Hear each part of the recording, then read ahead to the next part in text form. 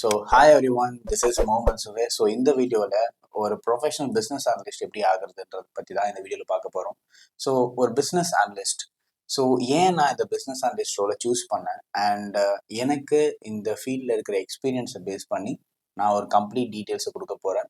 So இது ஒரு basic level டீட்டெயில்ஸாக தான் இருக்கும். நீங்கள் ஆல்ரெடி எக்ஸ்பீரியன்ஸ் பர்சனாக இருந்தீங்கன்னா இந்த வீடியோ உங்களுக்கு யூஸ்ஃபுல்லாக இருக்காது.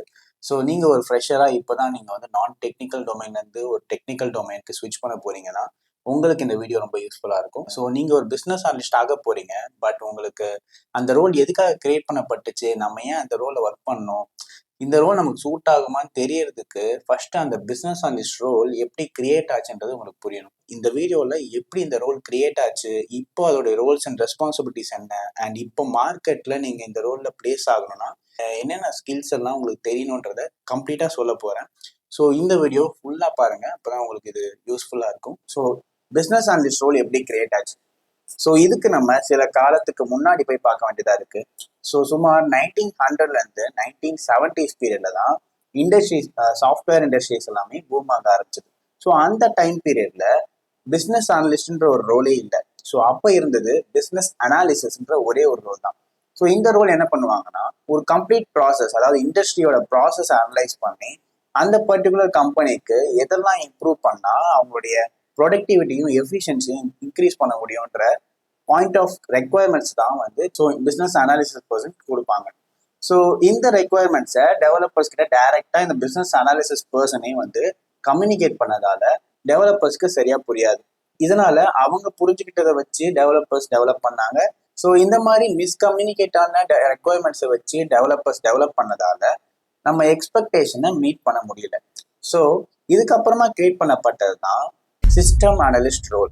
இது வந்து 1970ஸ்க்கு அப்புறமா கிரியேட் பண்ணப்பட்டுச்சு.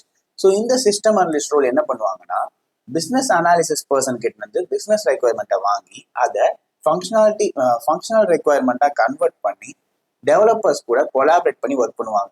ஸோ பேசிக்கா இவங்க கொடுக்குற இந்த பிஸ்னஸ் ரெக்குவயர்மெண்ட்டை அவங்க புரிஞ்சுக்கிட்டு அதை டெவலப்பர்ஸ்க்கு புரியுற மாதிரி கன்வே பண்ணாங்க. ஸோ கன்வே பண்ணுறது மட்டும் இல்லாமல் என்டையர் டெவலப்மெண்ட் அப்போ அவனுக்கு ஏதாவது டவுட் இருந்துச்சுன்னா அதை கிளாரிஃபை பண்ணுறதுக்கு இந்த சிஸ்டம் அனலிஸ்ட் ரோல் ரொம்ப யூஸ்ஃபுல்லாக இருந்துச்சு.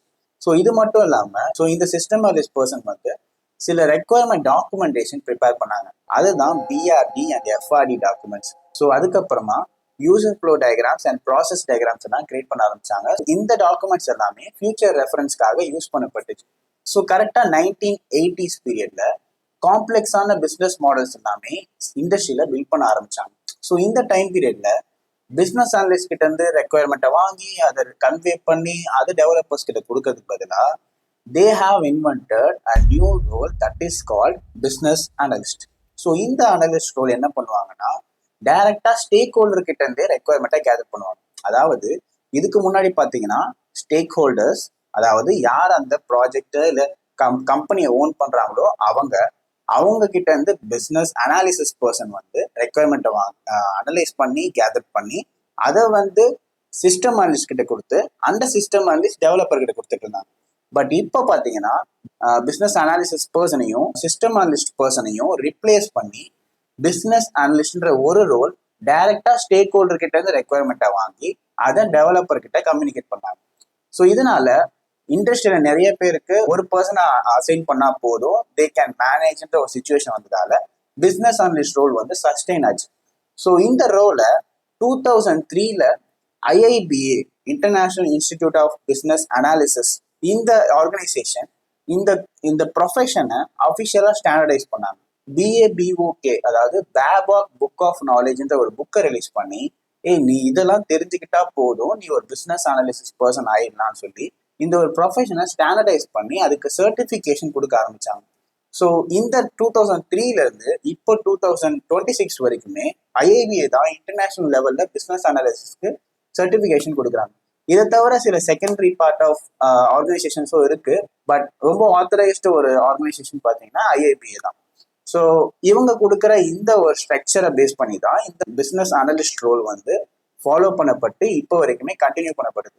ஆனால் நிறைய கம்பெனிஸ் என்ன பண்றாங்கன்னா, அவங்களுக்கு தேவையான சில ரெக்குவயர்மெண்ட்ஸை இந்த ரோல்குள்ள இன்க்ளூட் பண்ணி, ஓகே உனக்கு பிஸ்னஸ் அனலிஸ்ட் மட்டும் தெரியக்கூடாது, இது கூட சேர்த்து நீ டேட்டா அனலிஸ்டும் கற்றுக்கணும், இது கூட சேர்த்து நீ ஏஎம்எல்லாம் கத்துக்கணும். ஸோ இந்த மாதிரி சில அடிஷனல் ரெக்குவயர்மெண்ட்ஸ் எல்லாம் ஆட் பண்றதால இப்போ இருக்கிற கரண்ட் மார்க்கெட்ல இந்த ரோலுக்கு கொஞ்சம் காம்ப்ளிகேஷன் ஆட் ஆகிட்டே போகுது. பட் ஸ்டில் நிறைய கம்பெனி அந்த கிளாசிக்கான பிஸ்னஸ் அனலிஸ்ட்டை மட்டுமே ஃபோக்கஸ் பண்ணி ஆன்போர்ட் பண்றாங்க. அந்த கிளாசிக்கான பிஸ்னஸ் அனலிஸ்ட் என்னென்ன பண்ணுவாங்க, அவங்களுக்கு என்னென்ன ஸ்கில் செட்ஸ் எல்லாம் தேவைப்படுது, அதை இப்போ பார்க்கலாம். ஸோ பிஸ்னஸ் அனலிஸ்டோட ரோல்ஸ் அண்ட் ரெஸ்பான்சிபிலிட்டிஸ் என்னன்னு பார்க்கறதுக்கு முன்னாடி நீங்க ஒரு ப்ராஜெக்ட்ல என்னென்ன விஷயம் நடக்கும்ன்றது தெரிஞ்சுக்கணும். ஸோ ஒரு ப்ராஜெக்ட்னு எடுத்துக்கிட்டிங்கன்னா அதில் 4D ப்ராசஸ் ஃபாலோ பண்ணுவாங்க. 4D ப்ராசஸ்னா ஃபர்ஸ்ட் டி வந்து define, second D is a design, and third D is development, and fourth D is deployment. So இந்த 4Ds கரெக்டாக நடந்தால் தான் ஒரு அப்ளிகேஷன் ப்ராப்பராக ப்ரொடக்ஷனை போய் ரீச் பண்ணும். ஸோ இந்த மாதிரி சுச்சுவேஷனில் டிஃபைன், அதாவது ஒரு விஷயம் எப்படி நடக்கணுன்றத ஃபிக்ஸ் பண்ணி வைக்கிறது, அதாவது ஸ்டாண்டர்டைஸ் பண்ணுறது தான் டிஃபைன் ப்ராசஸில் பண்ணுவாங்க. ஸோ இந்த டிஃபைன் ப்ராசஸில் தான் பிஸ்னஸ் அனலிஸ்ட் ரொம்ப கீ ரோல் ப்ளே பண்ணுவாங்க.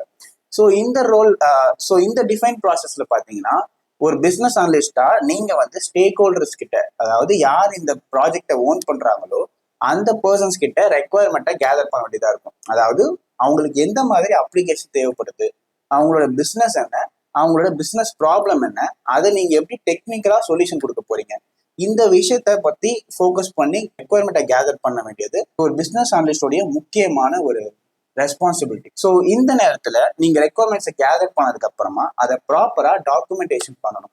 அது வந்து 2 டாக்குமெண்டேஷனாக பிரிப்பாங்க. ஒன்று business requirement document, another one is functionality requirement document. அதாவது பிஸ்னஸ் நீட்ஸை மட்டும் ஃபோக்கஸ் பண்ணி டாக்குமெண்ட் பண்ண வேண்டியது பிஸ்னஸ் ரெக்குவயர்மெண்ட் டாக்குமெண்ட். அதை ஃபங்க்ஷனாலிட்டி ரெக்குவயர்மெண்ட்டாக, அதாவது அப்ளிகேஷன் பெர்ஸ்பெக்டிவ்ல ஃபங்க்ஷனாலிட்டியை கன்வெர்ட் பண்ணி அதை ஃபங்க்ஷனாலிட்டி ரெக்குவயர்மெண்ட் டாக்குமெண்ட்டாக எழுதுறது ஃபங்க்ஷனாலிட்டி ரெக்குவயர்மெண்ட் டாக்குமெண்ட். ஸோ இந்த 2 டாக்குமெண்டேஷன் கரெக்டாக முடிஞ்சதுக்கு அப்புறமா அந்த ஸ்டேக் ஹோல்டர்ஸ் கிட்ட இருந்து சைன் ஆஃப் வாங்க வேண்டியதாக இருக்கும். அதாவது நீ சொன்ன ரெக்குவயர்மெண்ட் இதுதான், இதை வந்து நாங்கள் இதில் டாக்குமெண்ட் பண்ணியிருக்கோம், இதுக்கு நீ கன்ஃபர்மேஷன் கொடு, ஓகே இதுதான் நம்ம பண்ண போறோன்றதுக்கு அப்ரூவல் கொடுன்றது தான் சைன் ஆஃப்னு சொல்லுவாங்க. ஸோ இந்த ரெக்குவயர்மெண்ட் டாக்குமெண்ட்ஸ்க்கு நீங்கள் ஸ்டேக் ஹோல்டர்ஸ் கிட்ட இருந்து அப்ரூவல் வாங்கினதுக்கு அப்புறமா, அதாவது சைன் ஆஃப் வாங்கினதுக்கு அப்புறமா நீங்கள் டிசைன் ஃபேஸ்க்கு மூவ் ஆவீங்க.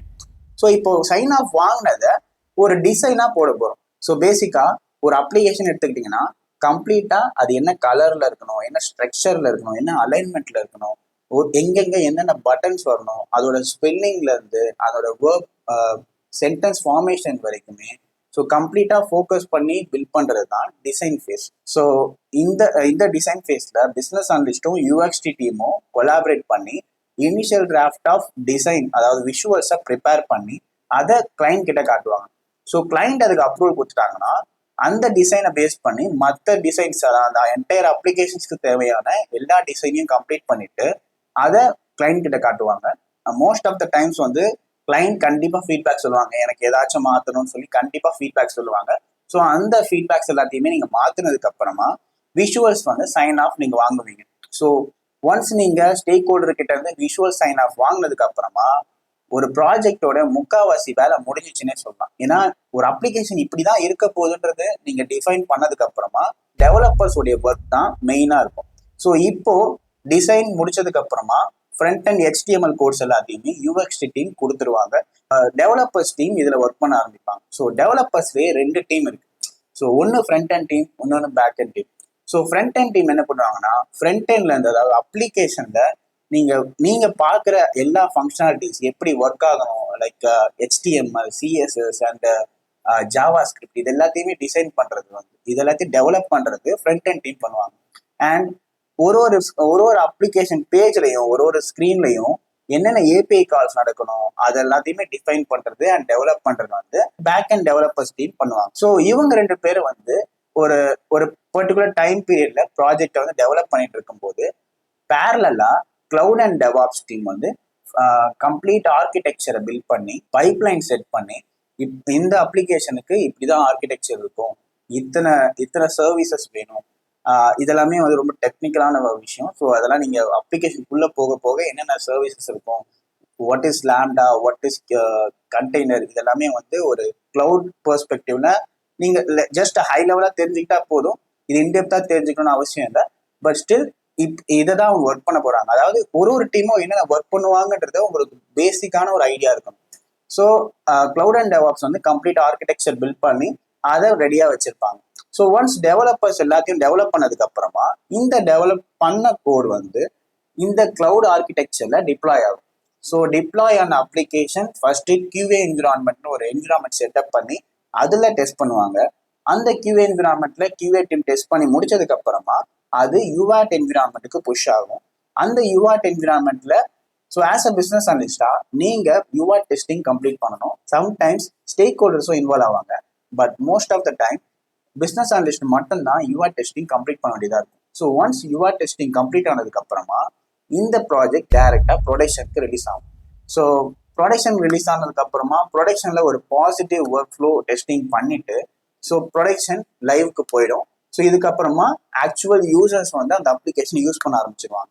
ஸோ நான் இந்த கம்ப்ளீட் ஒர்க் ஃப்ளோ சொன்னேன் பார்த்தீங்கன்னா, இந்த 4D ப்ராசஸ். இந்த 4D ப்ராசஸ்ல எங்கெல்லாம் பிஸ்னஸ் அனலிஸ்ட் தேவைப்படுவாங்க நான் சொல்லியிருக்கேன்னு பார்த்தீங்கன்னா, ஃபர்ஸ்ட் டிஃபைன் ஃபேஸ்ல ரெக்குவயர்மெண்ட் கேதர் பண்றது, அதை டாக்குமெண்ட் பண்றது, அதுக்கான user flows and process flow diagrams எல்லாம் ப்ரிப்பேர் பண்றது, அண்ட் இதுக்கப்புறமா பார்த்தீங்கன்னா UXT டீமோட கொலாபரேட் பண்றது, அண்ட் இதுக்கப்புறம் ஆக்சுவலாக நான் சொல்ல மறந்துட்டேன், டெவலப்பர்ஸ் டெவலப் பண்ணும்போதும் அவங்களுக்கு ஏதாச்சும் டவுட்ஸ் கிளாரிஃபிகேஷன் தேவைப்பட்டுச்சுன்னா ஸோ நீங்க தான் அதை கிளாரிஃபை பண்ண வேண்டியதா இருக்கும்.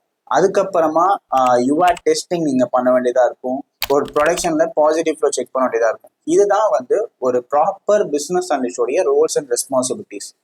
இதை தவிர்த்து இந்த ப்ராசஸ்ல நீங்க ஒர்க் பண்ற ஒர்க் ஐட்டம்ஸை தவிர்த்து சில ஸ்கில் செட்ஸ் இந்த ஃபீல்டில் உங்களுக்கு ரொம்ப தேவைப்படும். அது first thing analytical skills and observation skills and decision making skills and leadership skills. So ஒரு பிஸ்னஸ் அனலிஸ்டா நீங்க போகிறப்போ நீங்க ஒரு கம்ப்ளீட்டான ஒரு ப்ராஜெக்டை நீங்க தான் வந்து ஹோல்ட் பண்றீங்க. ஸோ இந்த நேரத்துல டிசிஷன் மேக்கிங் ஸ்கில்லும் லீடர்ஷிப் ஸ்கில்லும் உங்களுக்கு கண்டிப்பா தேவைப்படும். இது எல்லாமே ஸ்டார்டிங்லேயே உங்களுக்கு ப்ராஜெக்ட்ல கிடைச்சிடாது. அண்ட் நிறைய பேர் வந்து இதெல்லாம் இருக்கணும்னு எக்ஸ்பெக்ட் பண்ணுவாங்க. அதெல்லாமே வந்து நீங்க எக்ஸ்பீரியன்ஸ் ஆக தான் உங்களுக்கு கிடைக்கும். ஸோ அதனால ஸ்கில் செட்ஸை ஃபோக்கஸ் பண்ணாம என்ன ஒர்க் பண்ண போறோம், அதை எப்படி பண்ணணுன்ற ஒரு அண்டர்ஸ்டாண்டிங்கோட ஒரு ரோலை படிக்க ஆரம்பிங்க. ஸோ கண்டிப்பா உங்களுக்கு அந்த ரோல்ல பிளேஸ் ஆவீங்க.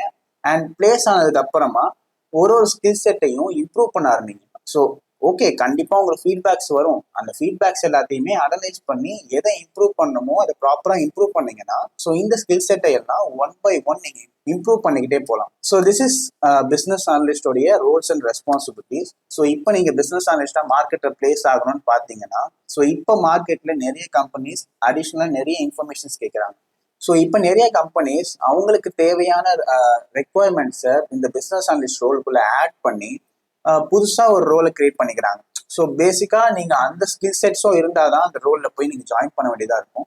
பட் தேடுங்க, உங்களுக்கு தேவையான அண்ட் உங்களுக்கு சூட்டபிளான ரோல்ஸ் கண்டிப்பா கிடைக்கும். ஸோ இந்த பிசினஸ் அனலிஸ்ட் ரோல்ல ஸோ ஆக்சுவலா இப்போ மார்க்கெட்ல பாத்தீங்கன்னா பிசினஸ் அனலிஸ்ட் டைரக்டா ஜாப் போஸ்ட் கிரியேட் ஆகாது. பிசினஸ் இன்டெலிஜென்ட் அனலிஸ்ட்னு போட்டிருப்பாங்க. அண்ட் இதை தவிர்த்து ப்ராடக்ட் ஓனர்னு போட சான்ஸ் இருக்கு அண்ட் ப்ராடக்ட் அனலிஸ்ட்னு போட சான்ஸ் இருக்கு. ஆக்சுவலி ப்ராடக்ட் ஓனரும் பிசினஸ் அனலிஸ்டும் கைண்ட் ஆஃப் சிமிலர் ரோல் தான். பட் சில விஷயத்த மட்டும் ட்வீக் பண்ண வேண்டியதா இருக்கும்.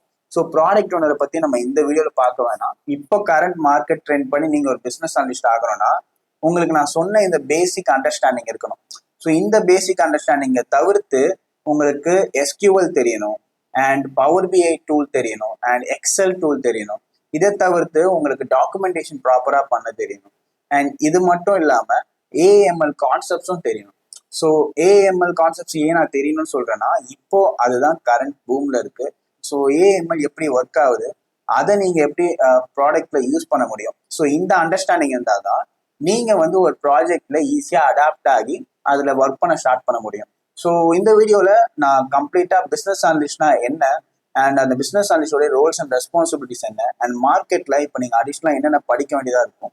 ஸோ இதெல்லாம் படிச்சுட்டீங்கன்னா பிசினஸ் அனலிஸ்ட் ரோல்ல நீங்க ஈஸியா பிளேஸ் ஆக முடியும். ஸோ உங்களுக்கு இன்னும் டீட்டெயில்டா ஒரு டூல்ஸையும் அண்ட் ஒரு டாக்குமெண்டேஷனையும் எப்படி பண்றது உங்களுக்கு இன்னும் டீட்டெயிலா தெரியணும்னா கமெண்ட் செக்ஷன்ல சொல்லுங்க. எனக்கு நிறைய கமெண்ட்ஸ் வந்துச்சுன்னா நான் இதுக்கப்புறம் அதுக்கு டெடிகேட்டடா வீடியோ போடுறேன். இந்த வீடியோல ஏதாச்சும் உங்களுக்கு பிடிக்கலன்னா கமெண்ட் செக்ஷன் சொல்லுங்க, நான் கண்டிப்பா நெக்ஸ்ட் வீடியோல மாத்திக்கிறேன். அண்ட் உங்களை நெக்ஸ்ட் வீடியோல பாக்குற வரைக்கும் திஸ் இஸ் MD சுஹேல்.